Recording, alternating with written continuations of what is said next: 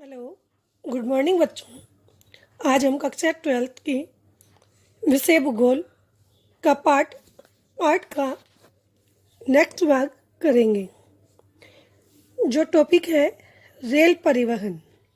Rail अर्थात ऐसा साधन जो हमें एक स्थान से दूसरे स्थान पर तीव्र गति से पहुंचा सकता है, यानी रेल परिवहन, जिसको हम में लोहपथगामिनी के नाम से भी जानते हैं, अर्थात लोहे की पटरियों पर चलने वाला साधन। अब हम इसके बारे में पढ़ते हैं। भारतीय रेल देश का सबसे बड़ा राष्ट्रीयकृत उपक्रम है। भारतीय रेल अर्थव्यवस्था के सभी क्षेत्रों के विकास में सहायक है। इसके अंतर्गत हम कृषि क्षेत्र, उद्योग क्षेत्र, इन सब क्षेत्रों का विकास भी हम रेल के माध्यम से अच्छे से देख सकते हैं। रेल एक दूरगामी यानी दूर स्थानों पर पहुंचाने वाला साधन, दूरगामी तथा तीव्र गति से चलने वाला परिवहन है। भारतीय रेलों के विकास में हम इसका विस्तार से अध्ययन करेंगे कि भारत में रेल का विस्तार कब और कहां से शुरू हुआ। विश्व की प्रथम रेल इंग्लैंड में 1825 में चलाई गई थी। भारत में प्रथम रेल 16 अप्रैल 1853 में मुंबई से ठाणे के मध्य 34 किलोमीटर में चलाई गई। विशाल रेल मार्ग के साथ भारतीय रेलवे एशिया का सबसे बड़ा व दूसरे स्थान का क्षेत्र बन गया है, अर्थात दूसरे स्थान की रेल प्रणाली बन गई है। 31 मार्च 2015 के अनुसार भारतीय रेलवे के पास 1822 इंजन है, जिसमें से 43 भाप के इंजन, 5714 डीजल इंजन तथा 5065 विद्युत इंजन है। देश में रेलवे स्टेशनों की संख्या 7112 है।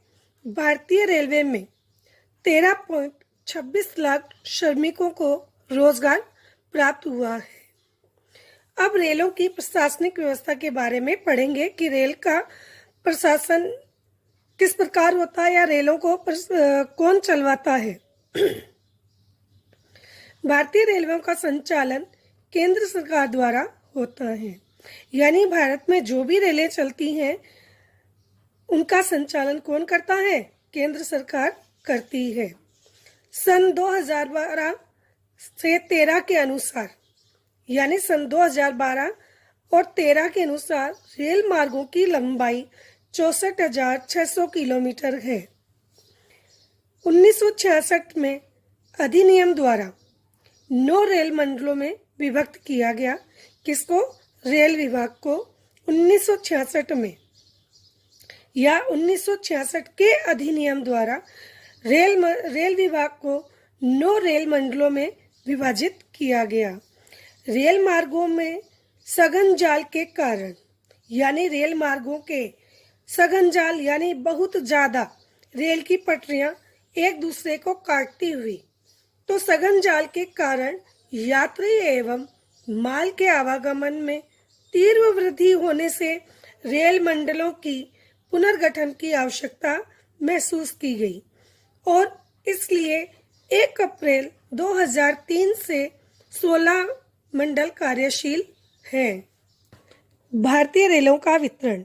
अब हम भारतीय रेल मार्ग या भारतीय रेलों का वितरण देखेंगे कि कौन सा रेल किस प्रकार के क्षेत्र में या किस प्रकार का मार्ग होता है रेल मार्गों में। तो पहला नंबर है सघन रेल मार्ग। सघन रेल मार्ग यानी ऐसे रेल मार्ग जहां अत्यधिक मात्रा में रेल जाल बिछा हुआ है, यानी रेल की पटरियां एक दूसरे को काटते हुए बिछी हुई है। उत्तरी रेलवे मंडल का मुख्यालय नई दिल्ली में है। उत्तरी रेलवे मंडल का मुख्यालय नई दिल्ली में है। सबसे ज्यादा रेल जाल अर्थात देश का आधा रेल मार्ग जाल यहाँ बिछा हुआ है, जो भारत के उत्तरी मैदान में अमृतसर से कोलकाता के मध्य बिछाया गया है। अर्थात देश का आधा रेल मार्ग जाल कहाँ बिछाया हुआ है? अमृतसर से कोलकाता के मध्य बिछाया हुआ है। उत्तरी पश्चिमी रेलवे मंडल का मुख्यालय जयपुर में है। उत्तरी पश्चिमी रेलवे मंडल का मुख्यालय जयपुर में है। दूसरा इसका दक्षिण भारत का रेल मार्ग, यानी हम अब दक्षिण की ओर देखते हैं कि दक्षिण भारत का रेल मार्ग किस प्रकार है। पठारी एवं विषम सतह वाला होने से, पठारी एवं विषम, विषम यानी बहुत कठिनाई वाला, पठारी यानी जहाँ पहाड़ वगैरह हो, तो ऐसे स्थान पर रेल मार्ग बनाना बहुत मुश्किल होता है। होने के कारण यहाँ रेल मार्गों का समुचित विकास नहीं हो पाया है। यानी दक्षिणी भारत में पठार वगैरह ज्यादा है, विषम स्थिति है, भौगोलिक स्थिति विषम है, तो यहाँ रेल मार्गों का विकास करना संभव नहीं है। विरल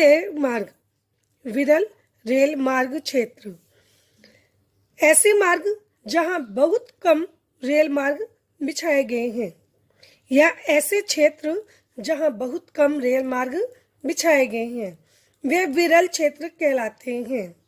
जैसे पश्चिमी राजस्थान, हिमाचल क्षेत्र व उत्तर पूर्वी पहाड़ी क्षेत्र, यहाँ रेल मार्गों का विकास बहुत कम हुआ है। अब हम देखते हैं कि भारत में कौन कौन से एक्सप्रेस यानी गाड़ियां चलती हैं या वे किस किस नाम से जानी जाती हैं। गतिमान एक्सप्रेस, गतिमान यानी नाम से ही पता चल रहा है कि तीव्र गति वाली, बहुत तेज चलने वाली गतिमान एक्सप्रेस, जिसको रेल मंत्री ने 5 अप्रैल 2016 को हजरत निजामुद्दीन स्टेशन से रवाना किया, जो आगरा कैंट तक 187 किलोमीटर की दूरी 100 मिनट में तय करती है। गतिमान एक्सप्रेस कब शुरू हुई? 5 अप्रैल 2016 को,